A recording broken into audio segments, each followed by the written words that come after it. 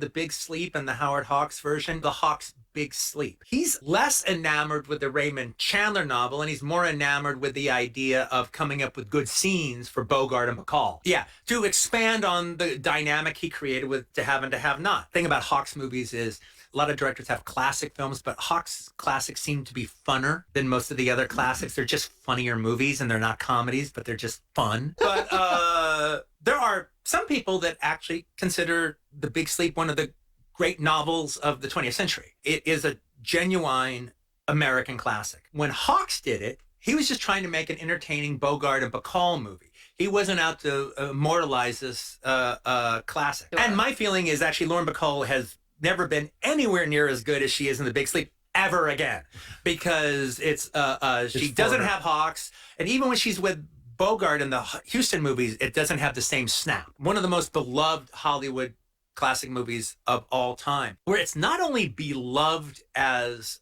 a movie on its own amongst film buffs, but it's also one of the movies of that time period that was actually really dug by college students, because it would get shown a lot at most college had either a revival cinema close to them, or they would turn the Union Hall into a movie screening thing, and they would show old movies. The Big Sleep was one of the more popular ones with younger people, because they're not expecting The Big Sleep to be as progressive and sexy as it is. And it's one of those weird things when you watch certain old movies with younger people, then all of a sudden they start laughing, not because they're laughing at the movie, but they can't believe that they're talking about sex. They can't believe that a sex metaphor is so blatantly out there in a movie during the production code, but they get away with it. And they're like, oh, wow, I didn't know that old movies could talk like this. And The Big Sleep is one of the biggest examples of that. And so there's this real hipness to The Big Sleep. Everything is innuendo, but it's like, no, and it goes past innuendo, because there's a section, one of the best sections in the movie,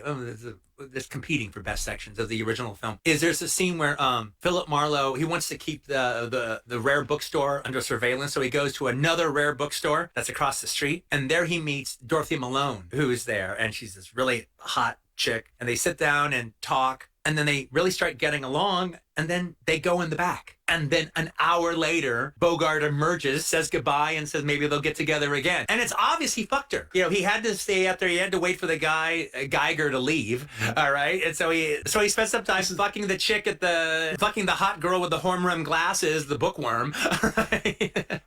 And then goes out and follows the guy. And it kind of blows everybody's mind when you watch it. Yeah. And the two writers of the script are William Faulkner and Lee Brackett.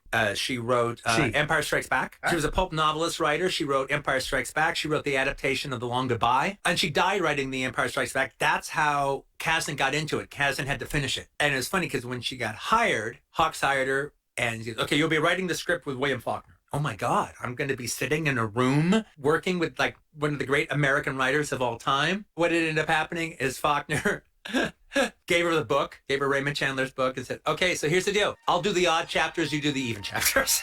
And that's exactly how they did it. That way. And I can imagine doing it with William Faulkner would be challenging. Okay, but kind of wait, it's kind of annoying me to be talking about The Big Sleep with two people who don't appreciate Philip Marlowe. I mean, don't appreciate Raymond Chandler. There is a slight frustration to that.